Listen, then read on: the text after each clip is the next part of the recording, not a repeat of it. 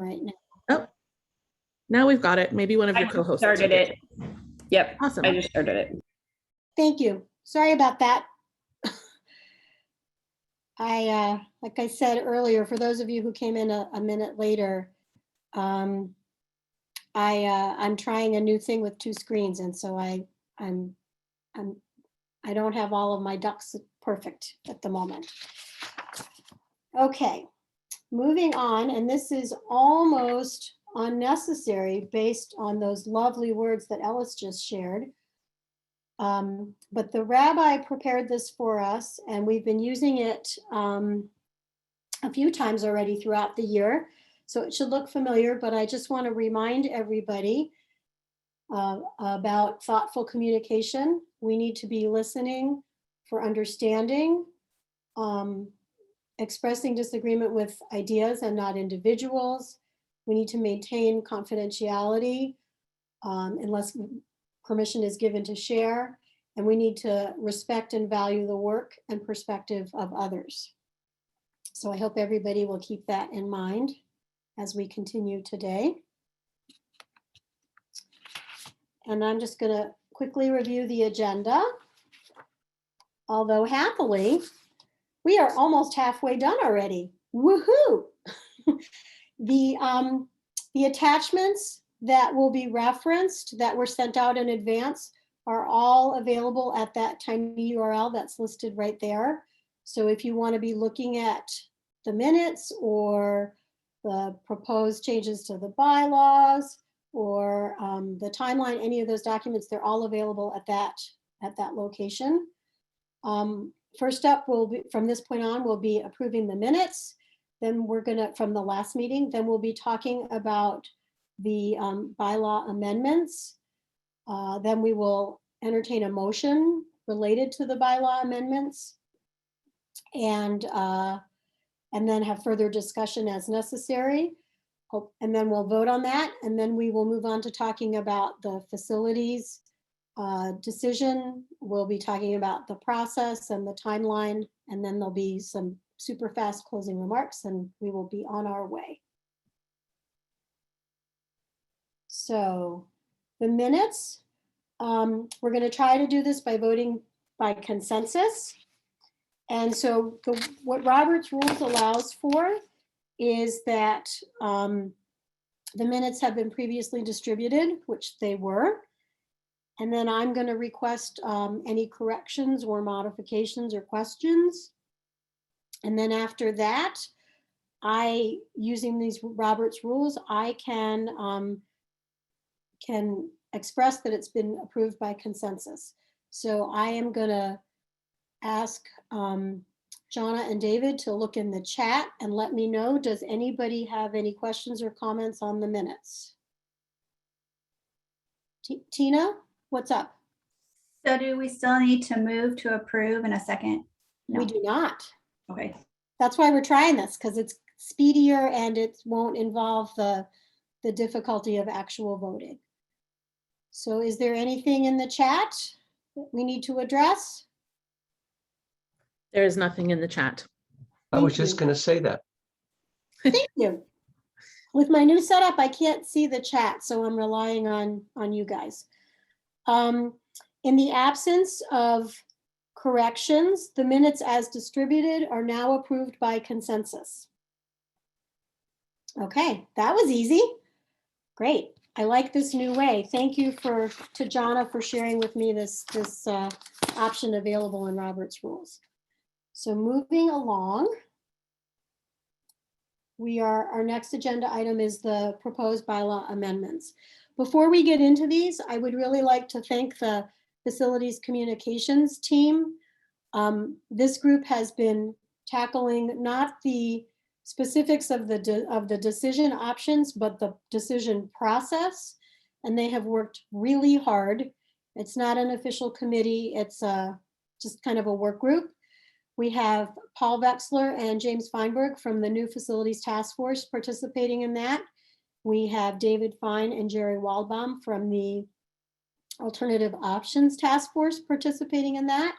We have Bob Goodmark as Vice President of Finance and Facilities Management. We have Jonna Rose Feinberg as the chair of the Communications Committee. And we have advisors, Julie Makoff and Cheryl Shapiro. So this group has done really wonderful work and I'm grateful to them. So thank you to them. And some of you might wonder why on earth we need to update bylaws that were recently updated. So this is why. In considering this huge decision that's in front of us, which really will have a bigger, could potentially have a bigger effect on the congregation than anything in the last 15, 20 years, we felt that it was really important that everyone should be able to participate, everyone who wants to should be able to participate in the decision and the process and the voting. And during COVID, it has clearly been demonstrated that there are people who want to participate who just can't, are not able to get to the building. So for inclusiveness sake, we need to think more broadly and be more flexible. We wanted everyone to feel that they could be heard, have an opportunity to participate, and we want to be fully transparent. And as we know, we all have busy lives, and sometimes it's hard to have the exact moment when the meeting is happening as a time that's available to you in your schedule. So we thought we would look into ways to make this more flexible and accommodating. And we came up with, this work group came up with having extended voting using electronic voting and taking advantage of these recorded meetings. So that changed the environment. It's not just people in a room raising their hand. So we had to figure out a new definition for quorum. And while we were in there, we included the bylaws include a couple of kinds of decisions that require more than just a majority vote, more than a simple majority, things like hiring a rabbi, for example, or selling property. So we expanded that definition to include also remodeling projects in excess of $250,000, because those are decisions that have such great impact that really we need more than just a simple majority to support them. And then we cleaned up our language usage, gender usage. We modified the name of the newly minted Ruach and Ritual Committee. We formally afforded member status to non-Jewish partners. And we have changed our terminology. I believe it was about maybe 2 years ago to refer to dues as sacred commitments. So we made that adjustment as well. And there's a section where the president, if he or she is unable to serve, they can have a designee. And for some reason, we had left out past president in the past, so we added that in there. And we removed the phrase for cause from Article 7. And then little tweaks to clean up language and make things clearer. So these are the amendments before us. Does anybody have any questions? David, Jonna, are you seeing anything in the chat?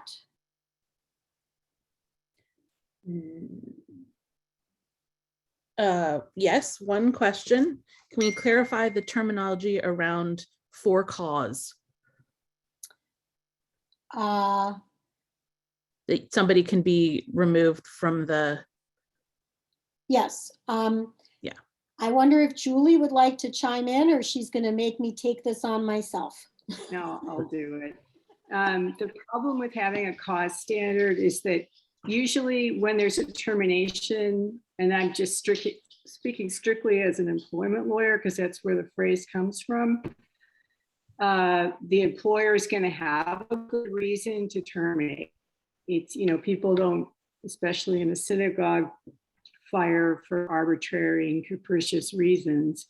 But the problem with having it in a written document is one person's cause may not be another. And it's one of the phrases that tends to end up with litigation. So I think it's better to remove it just to avoid that argument. Thank you. And there's also a follow-up question. That is the cause standard for what and for termination of whom?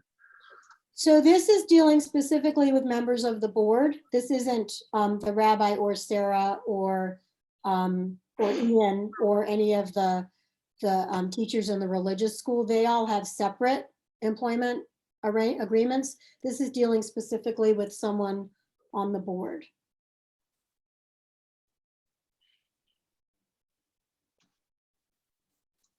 Any other questions? There's an additional comment, a couple of them. Mhm. So one is, and I'll let us say where they're from. Al and Vicky have asked, doesn't Article 4 concerning membership have a conflict with Section 1 and Section 2? Why have Section 1 say one thing and Section 2 gives an exception? There's a second question, two others, but I think we'll stop. Let's go one question at a time. Should I pull up? Let's see if I can do this. I'm going to try to put the bylaws in front of everybody. Let's see, I guess I'm going to stop that screen share and try a different one.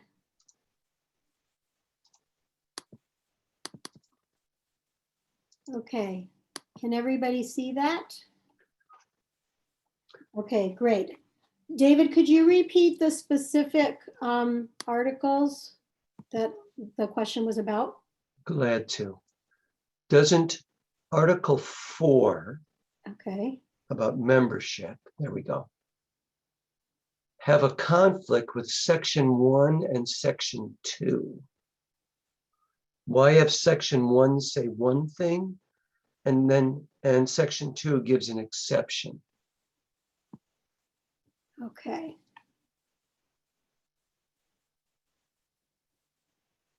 And what is Vicki and Al, do you want to unmute yourselves and talk a little bit more about what? Well, it's just that Section 1 very clearly says that you have to be a Jew by birth or choice to be a member. However, Section 2 says member units are family households, and if one adult is a Jewish, then the non-Jewish partners or children or all these other people are also members. So it's like if you read Section 1, you're like, oh, well, I can't be a member of this temple. And then you have to go to Section 2 to realize, oh, no, that's not actually what our definition of someone who can be a member is. I just think it's confusing. Okay, Even if Section 1 just said, see Section 2 for exceptions to this policy, because okay, I think a new person coming in who just reads number 1, they might not even go to Section 2. They say, oh, I can't be a member. okay. So your suggestion would be to modify Section 1 to say exceptions are provided in Section 2 or something like that? Well, I don't want to go into wording at this point. I just think something needs to connect the two. Okay, all right. Well, when we get around to doing a motion, we will do some wording to address that, if others agree with that concern. Can I weigh in from a sort of parliamentary standpoint, which is Sure. that, and Julie can absolutely overrule me here as greater expertise, but I think that all of the sections from a legal standpoint, all of the sections in the article are considered to be part of it. I don't think you have to say like, also keep reading for more details. Like, I think if it's there, it counts as part of the thing.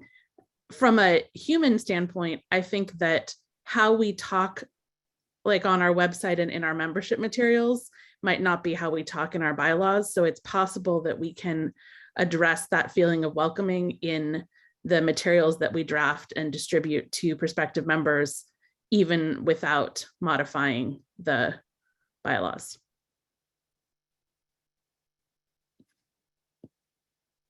Vicki and Al, do you feel like that addresses your concern?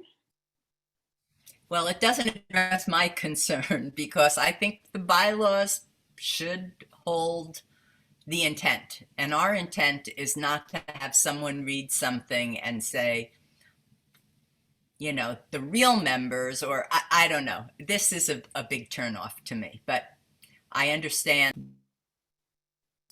feel that way. Okay. All right, anybody else have anything to say on that point? And then we can move on to the next question from the chat. There is a comment related.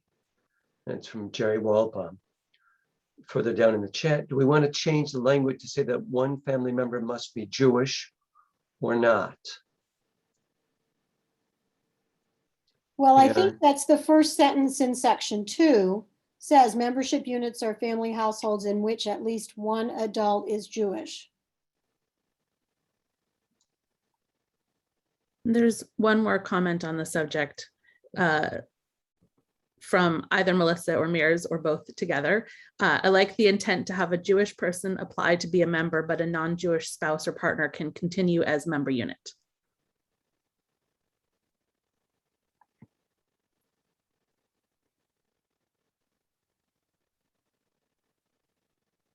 And Sonia says section 1 doesn't feel very inclusive. What if we switched them? Had section Can 2 I- be section 1 and, Can I make an observation? yes, I believe if I'm reading this, section 1 says, doesn't say who's not a member, doesn't even say what the requirements are to be a member, except that the people who meet that definition may become a member. right. Doesn't say that other people may not also become a member.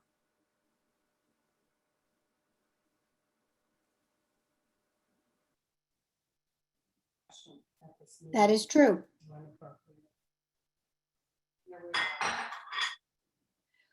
What if we made it all one section?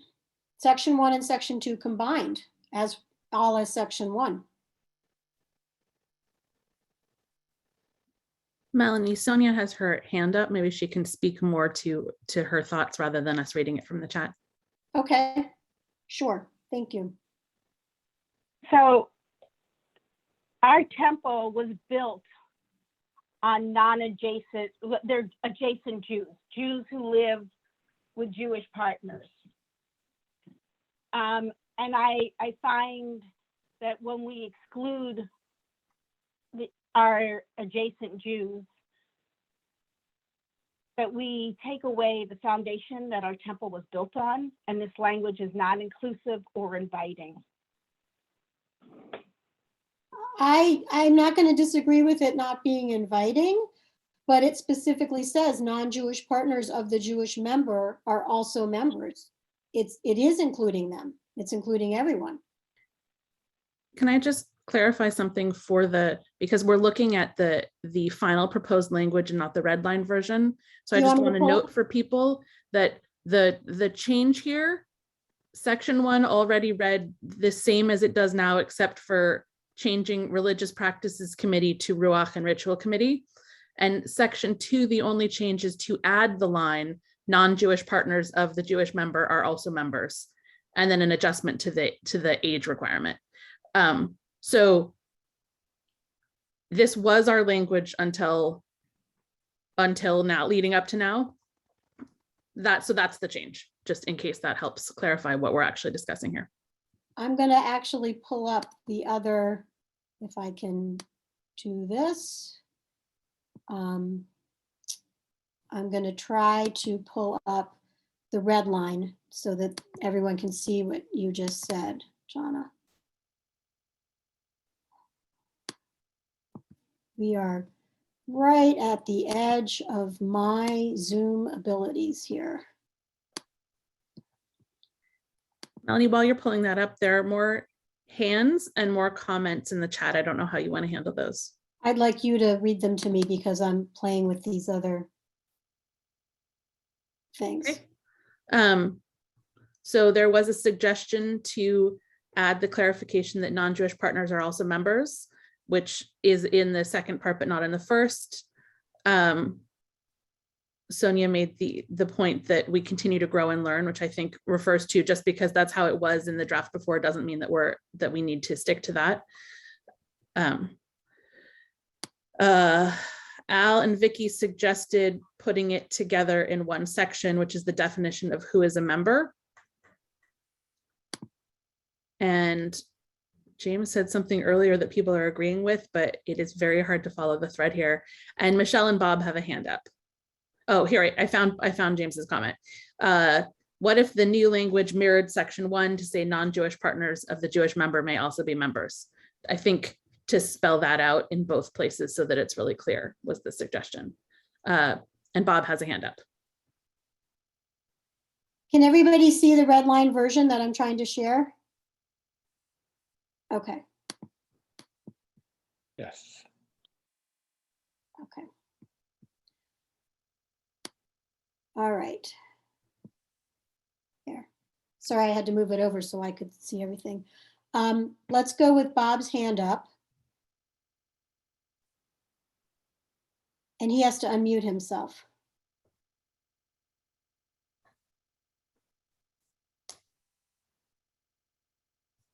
Yeah, the comment I'm going to make, I guess combining the two would work, but basically we have a two-step process. If there's neither member is or neither prospective member is Jewish, then they can't apply. So step 1 is for the Jewish member to apply. And then we made that change because there was no, as Melissa said, there was no recognition that once the Jewish person joined, that their significant other was a member also. So we added that. So this is really a two-step process.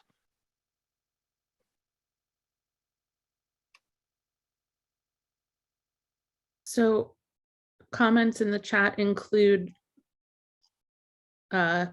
possibly moving the change to section 1 instead of section 2 so that it's further forward.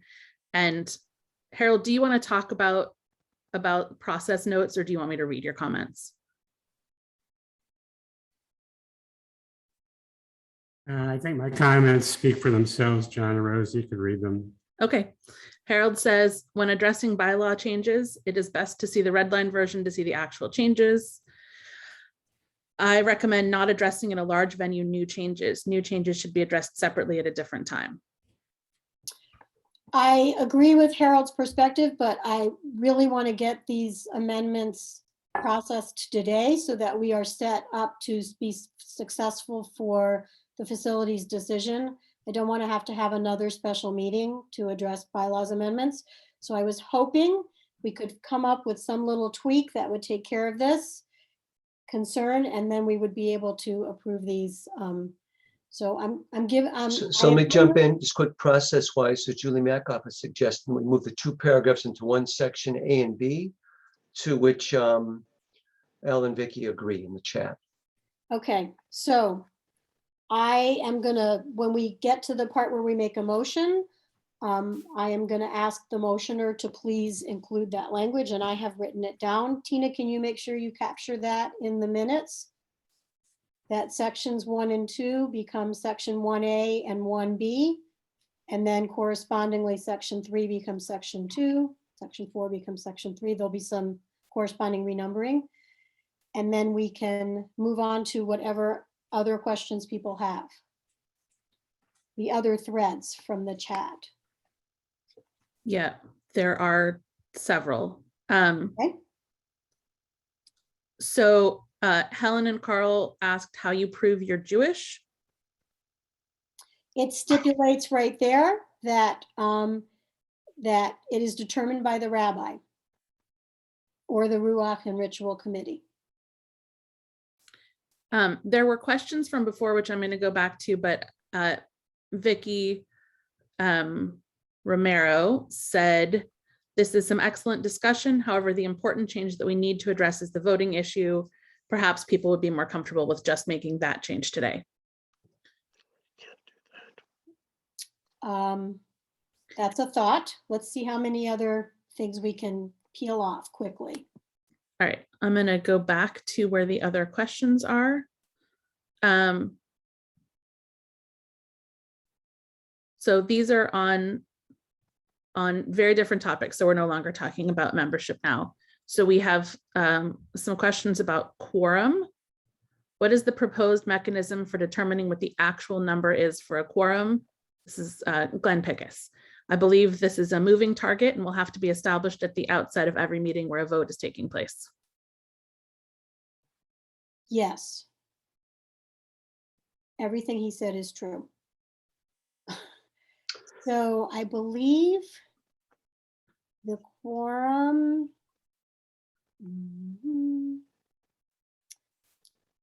It's Is defined in section 5, the new section 5. Here it is. Yeah. A quorum is defined as consisting of a minimum of 10% of eligible voting members, unless specified elsewhere, unless specified differently. And the other place, no, it's still 10%. Yes. So a quorum is defined as 10% of eligible voting members. So before each meeting, we will do an analysis of the member rolls and count up how many people are eligible to vote and calculate 10% and go from that. Or how many members you know? Glenn, you had your hand up for a minute. Right, Did I'm you just want to gonna say say, anything else about that? And others who are not speaking, we suggest that you mute yourself, otherwise we're all hearing you. Just wasn't sure. I just wasn't sure Melanie was going to get to my question, but she did. So I'm fine. Awesome. Does that satisfy you, Glenn? Was that good? I wanted to make sure we had the capability of right before, the day before a meeting, somebody going through the membership rules and figuring out how many voting members there are, which I'm not sure how easy or hard that is. I just want to make sure we had the capability to do that. So you said yes, so Yes, I'll go with that. we do. The one of the many tricky things by doing this recorded electronic meetings and then electronic voting over the course of a week, it's kind of historically we've just used everybody in the room constitutes a quorum, but it's very hard to establish that when you don't know how many people actually watch the recording. You only know how many people are voting when we have the results of the voting data. So we had to come up with something that we could use to establish a quorum. And there was a very intense and thorough conversation about this, both with this work group that I introduced earlier and among the board. And this is what we came up with. So, Ellis Engvar also asked whether it's a quorum. She has two. Ellis, they have two comments. I think we need to know quorum numbers prior to the meeting so we can make sure there will be enough members present for the meeting.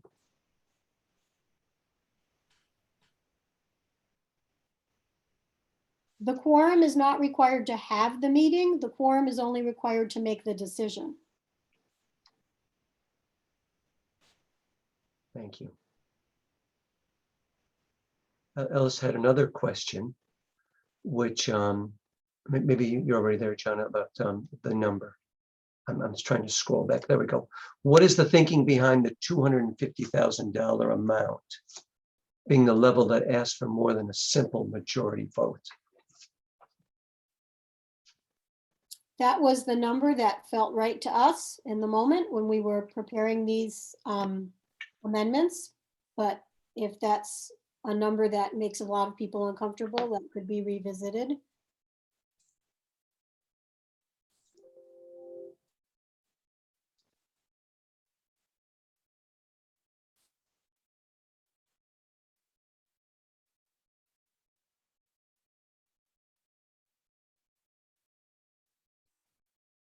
Ellis, does that address your question? I mean, we went back and forth and kind of came up with a You know, let's say the roof needs to be, well, that wouldn't, well, I don't know what a roof would cost, but let's say there's something in the building that needs to be addressed. John is shaking his head. Let's say the roof needs to be replaced. We don't really need to go, I would hope that we wouldn't need to go through the ordeal of getting congregational approval to fix a roof that's leaking. So we tried to pick a number that, you know, if it's a major significant thing, we would want congregational input and buy-in on. But if there's work that needs to be done post haste, that we wouldn't need to embark on that process to be able to proceed with work that needed to be done. So that's where that number came from. That makes perfect sense to me. I just wanted to make sure, is 250,000 not past what sometimes our annual budget is? It just seems like having that be the standing point, when I would think if we're gonna commit ourselves to an amount that's equal to or more than our budget amount, that maybe that the members should know that we're making that kind of commitment. That's all. Well, I think we would certainly share information with the congregation if work of this, you know, of that expense was going on. It's more the question of how the process, what process would be used to approve it. And Finance Committee also has to approve higher level expenditures, as does the board. So it wouldn't be like one person just, you know, deciding something had to be done and signing a check. There are still other checks and balances in place below this $250,000 level.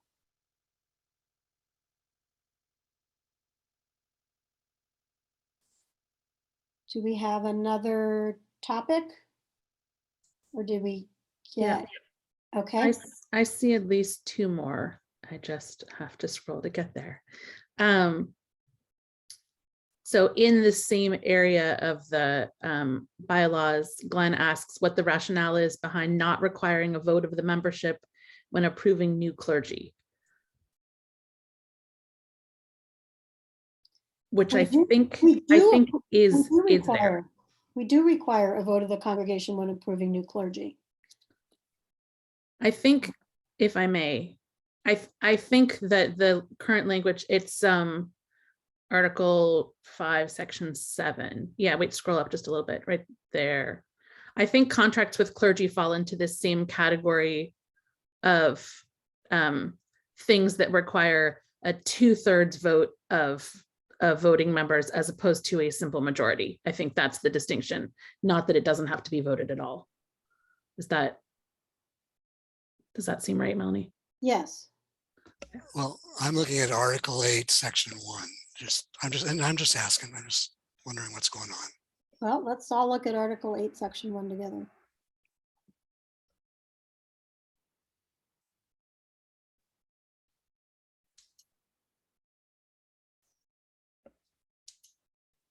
I think it was removed from that point because it was stipulated above and it was redundant. We were trying to take out redundancies. But if the redundancy makes people more comfortable, we can certainly keep the redundancies in there. Yeah, once again, I was just asking. Yeah. Well, James offered in the comments, I think if we had a membership vote on the selection, we'd need a second vote on the contract anyway. Requiring the vote on the contract effectively serves as a vote on the selection as well. Let me look. Except for when we hire a new clergy, the first vote, there is no contract in place yet. In past practice, I'm not saying we have to do that. I'm just raising the question. Where was this other part? Article 8. Yeah, but I'm looking at this here. So Glenn, you're suggesting that the congregation needs to, it should be clear that the congregation needs to vote both in favor of the clergy and separately approve the contract. No, I was just asking a question. If Okay. Everybody's okay with it and you thought about it, then I'm fine with the group that spent way more time on this than I ever will. So. Oh, don't say ever. This could be your next volunteer. No, I know all about bylaws. I know enough to stay away from. Vicky and Al, comment that redundance does not hurt here.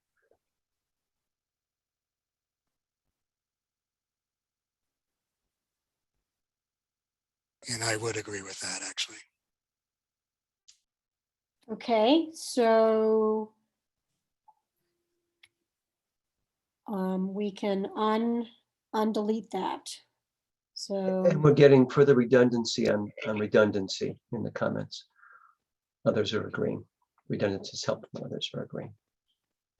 okay, so Tina, can you make sure you capture that when we do a motion, we want to make sure that Article 8, Section 1, the portion that has been redlined will, to be removed, will stay in. Can I be a stickler though? We're talking now about present at the meeting as opposed to voting according to the stipulations of our electronic voting provisions that we're talking about earlier. And I just want to make sure that we don't box ourselves into a corner. Okay, so we need to make sure that the wording doesn't say we can. I wonder if And if it just- confirmation as stipulated in Article 5.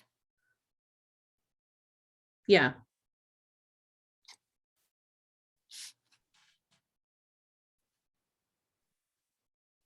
Okay, I think that's part of the other reason why it came out, because it talked about present at a meeting. Yeah. We're trying to remove all of that. Okay,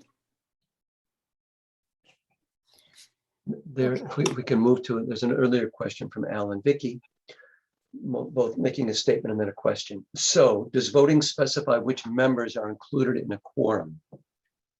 As children under 18 are members, but do they vote?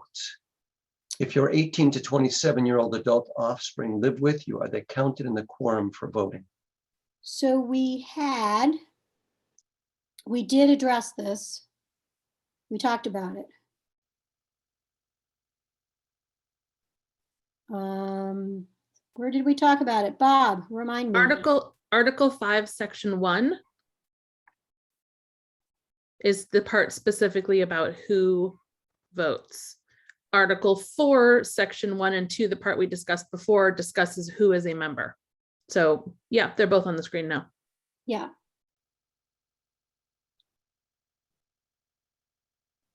So members aged 18 and older and the body president are entitled to vote.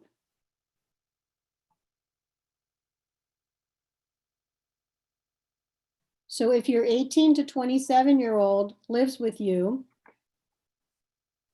as stipulated in Section 2, if they live with you and are in the military or are attending an educational institution or are an adult dependent, then they may vote.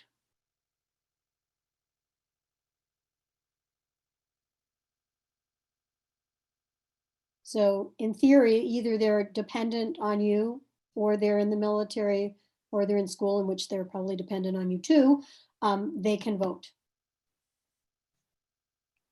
And where that 27 comes from, if people were curious, we were just copying the Obamacare cutoff for healthcare.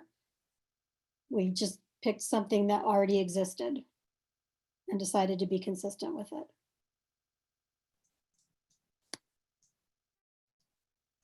It looks like Janet Robertson has her hand up. Okay, great. Janet, what have you got for us? I'm curious about when you say in Section 2 of Article 4 that membership units are family households. Does that mean that each member can vote or that the membership unit can vote? Each member can vote.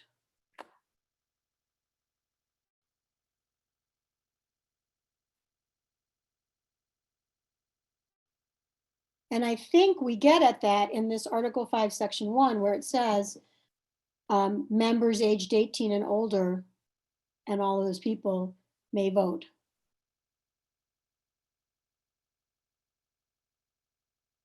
Melanie, there are follow-up questions. two that I think are basically getting at the same topic, which is whether this expanded definition of members, including dependents and so on, are included in the total membership count, and therefore count when we do the calculation to determine what constitutes quorum. Yes, they count when we're counting for a quorum.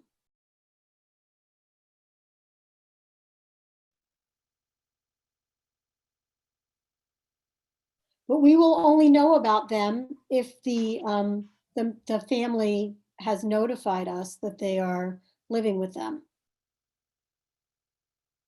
We have, if the children have come up through religious school and et cetera, and they continue on the roll. You'll see that in your directory up to age 27, they will show up.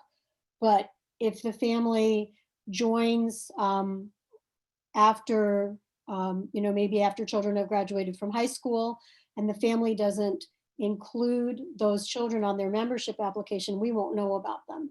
So we only know about them if when applying for membership, the family claims them.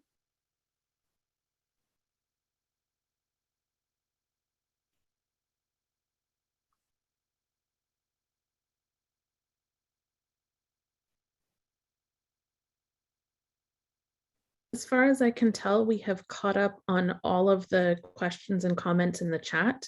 Just want to make sure that I didn't miss anything that somebody didn't see us read out, but David nodded. So I think David and I think we've caught up to everything that's in the chat. Okay. In that case, I would like to first talk about how we go about voting, and then I will entertain a motion. I actually put these two slides up in the wrong order. I'm sorry about that. So we're going to vote using the yes and no buttons. They can be found depending upon what kind of device you're on and what version of Zoom you have. They will either be located at the bottom of your participants little list. At the bottom there's a bunch of choices, or on your main toolbar at the bottom of your center screen. There's one that's called reactions. And if you click on reactions, two of the choices are the yes and no buttons. I have not looked to see if we have anybody who has phoned in, but if we have anybody who has phoned in, we will ask them to, when we're done with the yes, no button people, we'll ask them to state their vote. And because several of our households have multiple people in front of the screen, we will have 2 rounds of voting. I don't think we have any screens with 3 voting eligible members. So we will have 2 rounds. So we're going to trust everybody to vote just once in the second round. So we'll do 1 round of voting, and then it will be tallied, and then we will clear those votes and do a second round. So in your individual households, you'll have to decide who gets to go first and who gets to go second. One thing, if there is somebody where there are 3 voters in that household, please indicate so in the chat. And I see that Michelle and Bob, there's a hand up before we go to the next step. Okay. Michelle and Bob? I do not see a yes and no button. I see a green check and a red X. Is that what you're referring to? Yes. Yes. Hey, Melanie, we're still seeing the marked up, the red line bylaws. I wonder if it would help if you go back to the slideshow so people can see the visual representation. I'm looking at it on my screen. Sorry. That's okay. Thank you for pointing that out. And while we're moving there, we have kind of the electronic equivalent of the hanging chad question. Someone comments that they can't see the yes, no. Can they use the thumbs up instead? Kind of the election commission will have to make a decision here. It would be preferable if people used the yes, no button, because it is a lot clearer a message, and also because Zoom will actually do some of the work of tallying them. When we double check it, but it's helpful for them to all be categorized in the same way. They should show up in the same section on your screen, so I'm hopeful that people are able to find that Yeah, Al clarifies, or Al and Vicky clarify that a check is yes and a red X is no. So if you're just seeing the check and the X, those are what we're talking about. And Melissa has a hand up. Yeah, this is Melissa. I'm one of the people helping to count the votes, and I just wanted to clarify. I did a head count through the chat, and I sought for some clarification, but Janet's iPad, is that a person on two different devices, or can I know which Janet that is? It's Janet Carr. Okay, great. Thank you. I didn't know if Janet Robertson was on two devices or something. So that helps me get the count. Thank you so much. Good morning, Janet Carr. So if you're on an iPad, do you have the check and the X? Yes. Great. Okay. All right. So does anybody have any other questions about voting before we entertain a motion? There's a voting clarification question, which I think is actually from Melissa. Do you need people to clarify if there are one or two people?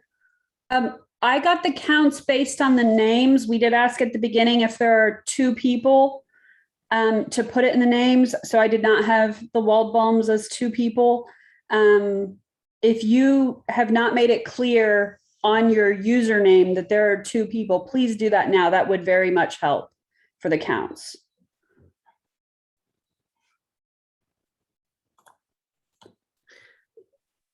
And Lori and Steve would like a reminder. The voting buttons, the yes and no, or the green check and red X, will either be under the reactions button at the bottom of the main screen, or they may appear at the bottom of the participants window to the side, depending on what version of Zoom you're running.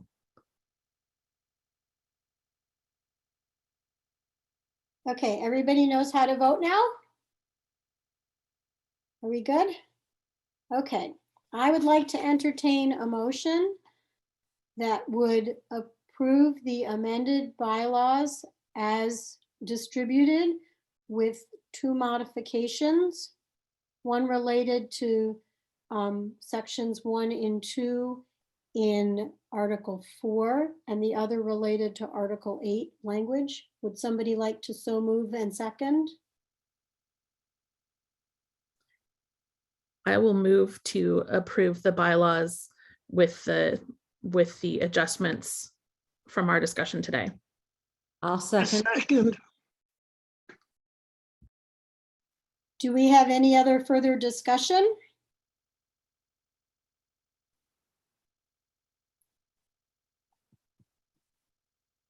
Okay, seeing none, hearing none, I'm going to call for the vote, and this is going to take a moment. So everybody click on your whatever button you want, where you stand on this issue, and then give our counters a moment.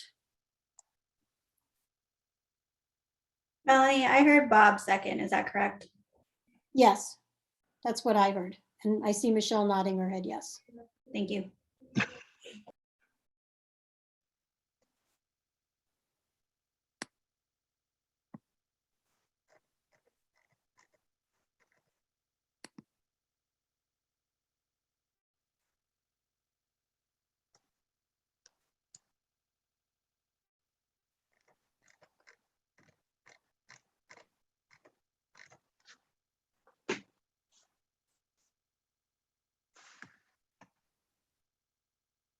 Okay, looking on my participants thing, it looks like most people have voted. Does anybody need any more time to vote so our counters can start counting? There are several people who have not voted one way or the other. I guess that could be an abstention, but I don't know how to tell that.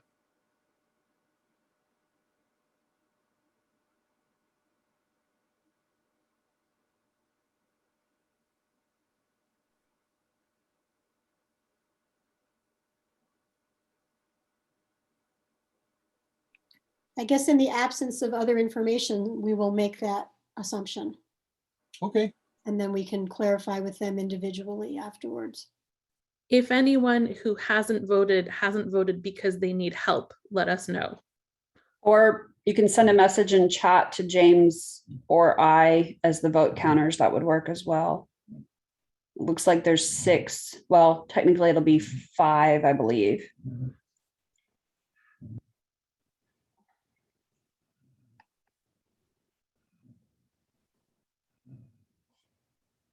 Okay, and Melissa and James, let us know when you guys are ready to clear it and then do the second voters.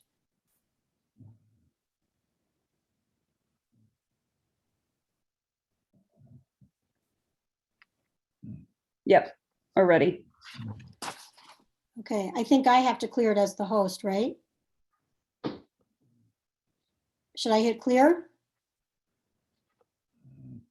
Yes. Okay.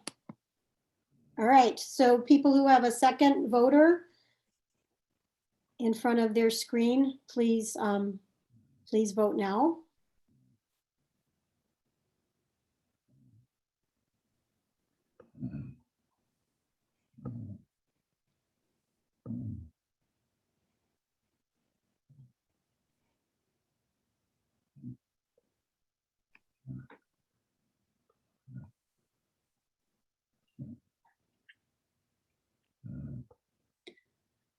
Think we might be missing. Oh, somebody just unvoted. Okay. Alan, Vicky, you're abstaining your second vote? Okay, thanks.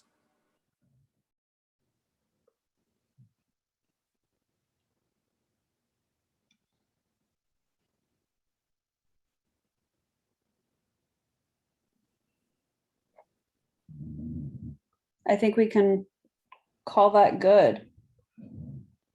Okay, should I clear it? Speak now or forevermore hold your peace, as they say. Okay, Melissa, you and James have everything you need? Yep. Okay, I'm clearing. All right, thank you everybody for voting and participating in that discussion. And thank you to everybody who worked hard on these to make these changes. I think that this will really make us significantly more inclusive and more flexible going forward in our voting and our meetings.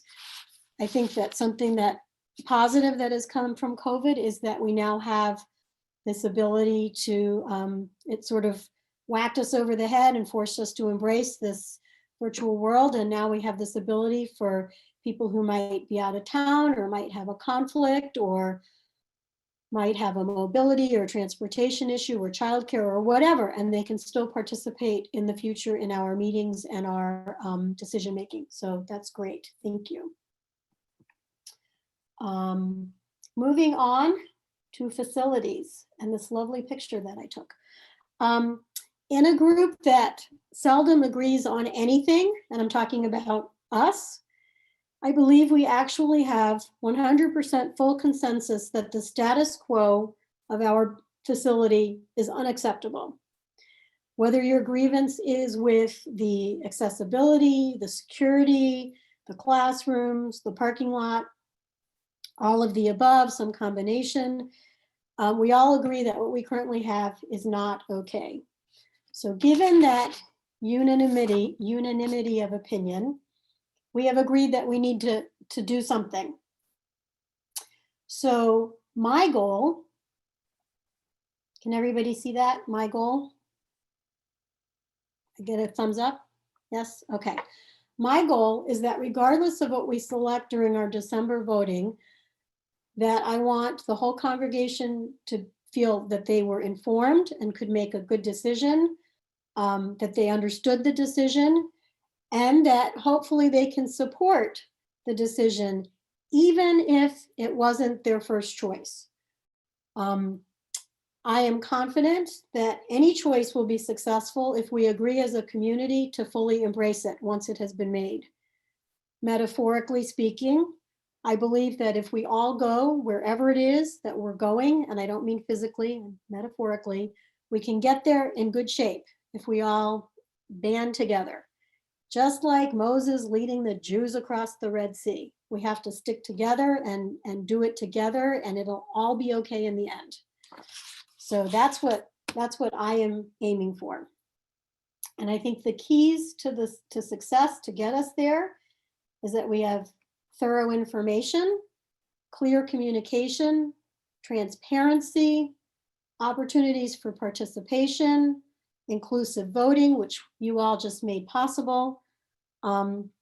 Another point that I didn't put on the slide, but I want to mention, we've been working towards values-based decision-making in a lot of our other decisions recently, particularly related to COVID. We've talked about that. So that means not just going with your first gut reaction, but taking a moment, as Alice shared with us in the opening blessing, taking a moment to consider everything without judgment. Think about what values are most important to you and to the community, and how those play out in the different scenarios. So kind of keep that in mind as well. And to that end, we need to prepare our hearts and minds for this big decision. It's not just a simple vote. We need to really think about it. So this work group that I referenced earlier has been putting together a process that will get us to the point where we are prepared to make the decision. We have the information, we've dug deep, we've had thorough, good discussions about our values and our concerns, and then we are ready to make a decision.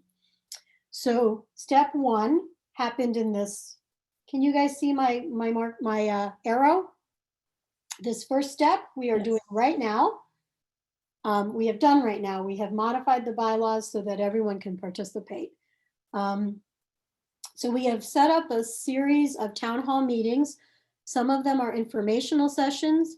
Some of them are workshops where we can have those deep discussions about our values and our concerns, and everyone can be heard. All of these will be recorded and links will be shared so that if there's a session you wanted to attend but couldn't, and when I say attend, all of this is on Zoom, so it's attend. But that if there was something you wanted to hear and you couldn't, you had a conflict, you will be able to listen to it later. So this series will be starting off in mid-October, where the first session will be facilitated by a professional facilitator, where we talk about what this transition means to each of us, everyone who's choosing to participate. And we'll talk about concerns and values and go through some exercises that will help us uncover those feelings and get at what's on everybody's mind. Session two, leading up to this, we've had a series of facilities meetings and discussion forums available, and a subject that has come up frequently is demographics. So Glenn, thank you, Glenn, will be leading an informational session to talk about the demographics and answer people's questions related to that. Session 3 will be led by Norm. Thank you, Norm, to talk about the feasibility study. That's another topic that has surfaced on a few occasions that people had questions about that. That has to do with our financial fundraising feasibility. And if you want to know more about that, you can come and listen to Norm's information. And then sessions 4 and 5 will be led by our professional facilitator to again sort of tease out and sort through these values and what our community is really looking for, and transitions and those sort of deeper topics. And then our meeting where we vote is scheduled for December 11th. It's our regular December semi-annual meeting required by the bylaws. It will be dealing with this vote as well as our normal December topics, which are the voting on the new board slate, and also recognizing the volunteer of the year, and saying thank you and goodbye to outgoing board members, the regular December business. So this is our strategy, our process for how to reach a solid decision that everybody will understand. And again, as I said earlier, even if the decision made is not your first choice in the end, that hopefully it's something that you can find in your heart to support, having gone through this whole process to come out with a solid decision. And with that, I'm going to turn this over to Cheryl Shapiro briefly, so she can tell us a little bit about our facilitator, because some of you might be curious about him. And here's a little information about him. And Cheryl's going to share a little about him. Morning, everyone. What a great turnout. I'm very excited to see that and be working together on this huge decision coming our way that we're in the midst of. So Fisher Kwa is actually a friend and colleague of mine that I've known for many years. He has lived in Seattle for a long time. Now he currently lives in Austin. But I met him while working in my job with the city of Seattle, which was very focused on community engagement and partnership building. And I just find him to be so delightful and astute and humble and energetic as a person.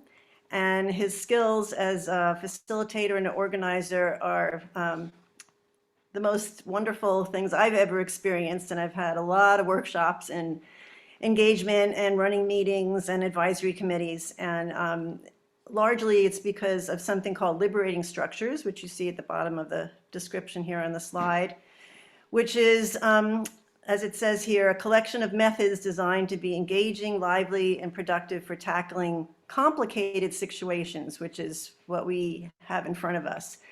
But I think you'll really find it a different and good experience in terms of engaging in this process and kind of being surprised maybe by even yourself and others about what can emerge when you have a certain type of facilitation that engages you with different types of questions and the structures themselves.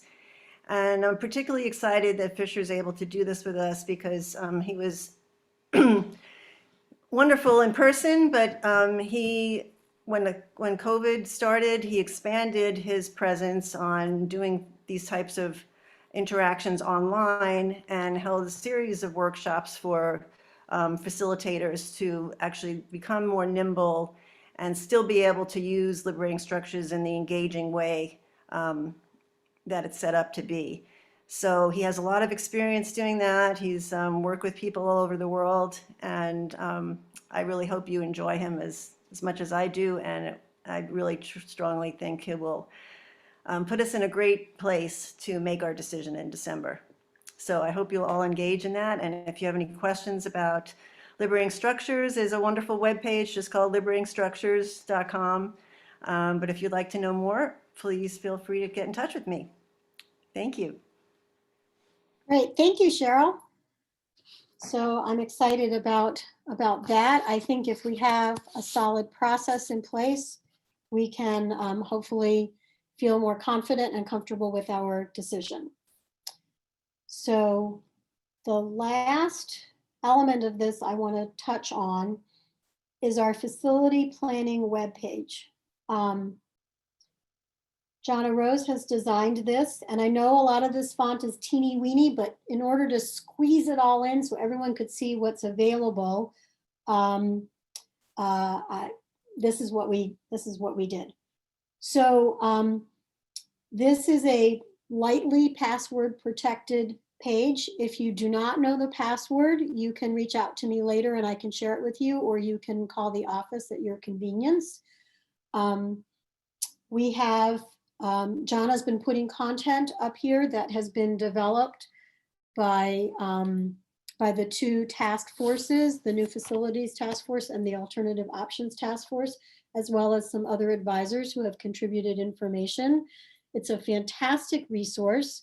There's tons of info, as well as, you can't see it on this particular screenshot that Sarah pulled together for me, but there is also a question and answer section. You can post a question, and Paul and David, who chair those two task forces, monitor it, and they will get you an answer to your question. There's also a discussion forum where you can share concerns respectfully and opinions and engage in a debate or conversation about aspects of this decision or aspects of the projects. I really want to thank the members of the both task forces that have worked really hard to gather these resources. And I will point out, so the purple section is the more general and broader information. The green is the new facilities task force, which is the remodel option. And some of you have seen in previous meetings some drawings or some timeframes, but since those last meetings, a lot more information has come out. There's a wonderful guided tour, a walkthrough of the master plan led by our resident architect, Ken Lowry. There are conversations about why we should stay where we are. A video on that led by Vicki Schwartz. There's information about the neighborhood. There's a video on that presented by James Feinberg. There's updated project overview by Paul. There's a lot of great information in there, floor plans and things, and you can get a sense of what they have in mind. Additionally, the Alternative Options Task Force also has a lot of great information. They have the Schuster report on there, which was a consultant that was hired to do some analysis. There are photos from a couple of shared space congregations where they're in a shared space with another organization.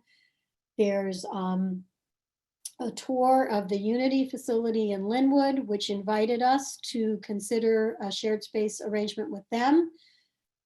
There are interviews with other congregations that have or do not have their own building, and the data that was collected from them in those interviews.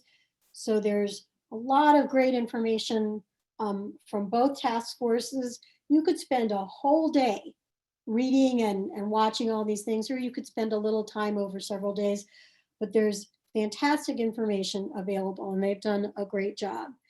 And I would add, those of you who have been waiting to join this effort, you see all of this information and you think, drat, I missed my chance. You did not, because there is still work to be done between now and December.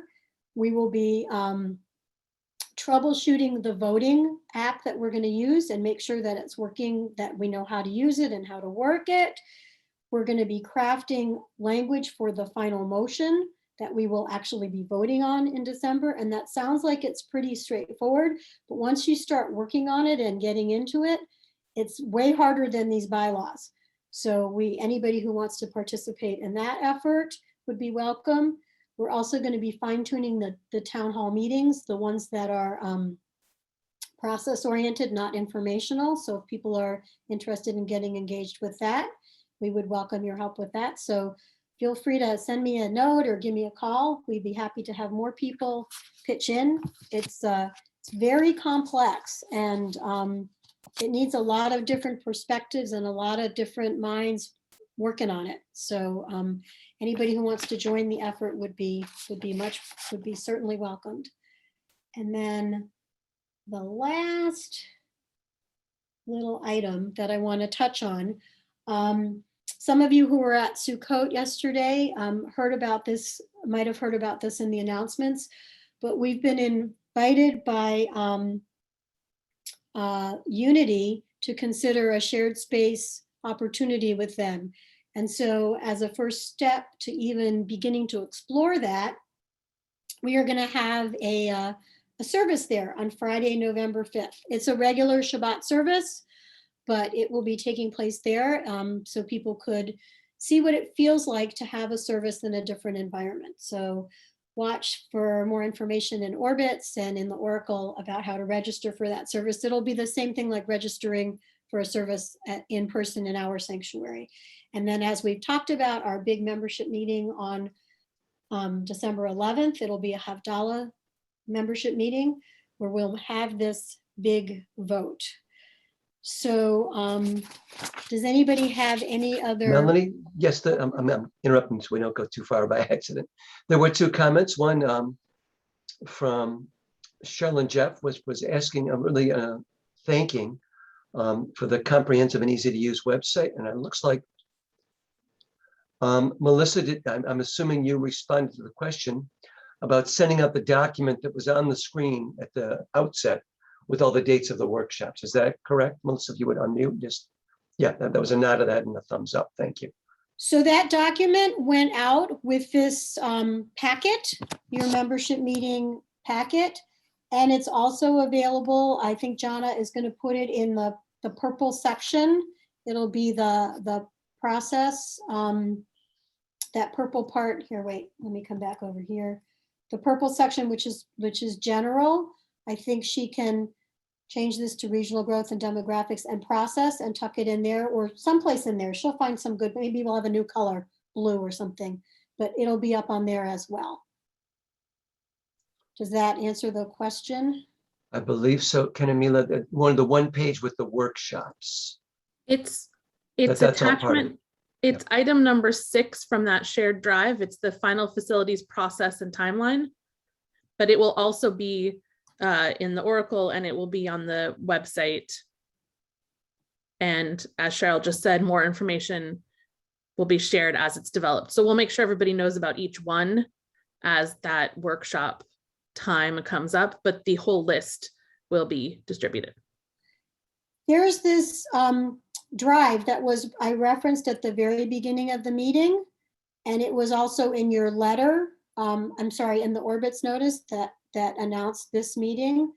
All of these items were available on the drive, and it includes this facilities process and timeline. So when you go to the drive, I'm just going to do this so you guys can all see how it works. You click on that box. It should pop open. There it is. It pops open. So it has all of those meetings listed, and they will also be, they're on the calendar. You can go to TBO, the TBO website and click on the little calendar button. It's on the calendar, and it will also be they'll all be on the calendar pages in the Oracle, and they'll be in the regular Orbits notice. The left-hand column has all the upcoming events. It'll be there. And I believe it will also be on Facebook. So it should be easy to find all of these dates. We'll keep sending them out though, and there'll be reminders and stuff. And I just want to highlight one thing that's on the website. There were some questions about services at Unity of Linwood, and I wanted to make sure people know that if you're curious what that space looks like in advance of services, there is a slideshow of a tour that a bunch of temple members and the rabbi took. So there are pictures you can go look and get a sense of what that space looks like. I think I'm pointing at it with my arrow. Am I pointing with my arrow? Yeah. Yep. Okay. Any other questions? Okay. That said, I am going to thank everyone for their attendance and participation. And I am going to, I know I'm supposed to take a vote on adjourning, but I'm going to do adjournment by consensus. I am going to adjourn the meeting in the absence of anybody making a comment saying we can't adjourn. Oh, Paul has his hand up. Paul doesn't want us to adjourn. I'd like to make one short comment, Melanie, if that's okay. Sure. I would like to speak for my committee and for myself as an individual to thank you and all the other people who have worked on this. And by this, I mean everything, because I think it's been such a fair and comprehensive and well thought out process. And I'm just proud to be part of it. It's a wonderful thing to see everyone come together and work on such an important decision in such a cooperative way. So thank you. Thanks, Paul. You're welcome. Anybody else have anything for the good of the order? Okay, I'm back to adjourning by consensus. Thank you all for coming, and I hope we will see you at the upcoming session, town hall meetings, and Simchas Torah on Tuesday night. And don't forget, we do have our second session of the 6-week DEI discussion this evening. So 5 o'clock if you're signed up for it. It's racism in healthcare, systemic racism in healthcare, very interesting and important topic.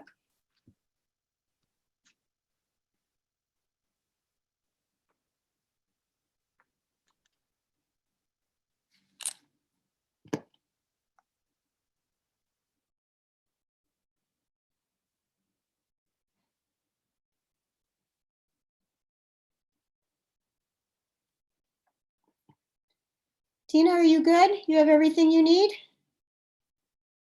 Can you just send me a copy of the summary of amendments? So I Yes. can put them in the minutes. Yes. Otherwise, I think I'm good. Okay. Okay. Enjoy the rest of your Sunday. Thank you. John or Rose, can we turn off the recording or do I have to do that? It'll stop automatically when the meeting ends. Okay. Mazel tov, fantastic. All right. And we have everything we need. We're all good? Yep. Okay. Thank you, everybody. I'm going to end the meeting if I can find that screen. I have so many things open. Thank Holy you. moly. Bye-bye. Bye. I can't even find that screen. Shoot. Let's close this. Hey, Melanie, before you sign off, this is Cheryl. Hi, Cheryl. Hi, I'm sorry, I should have unmuted myself. I've tried to type a message to you and my fingers wouldn't go fast enough. Somebody probably caught this. I missed the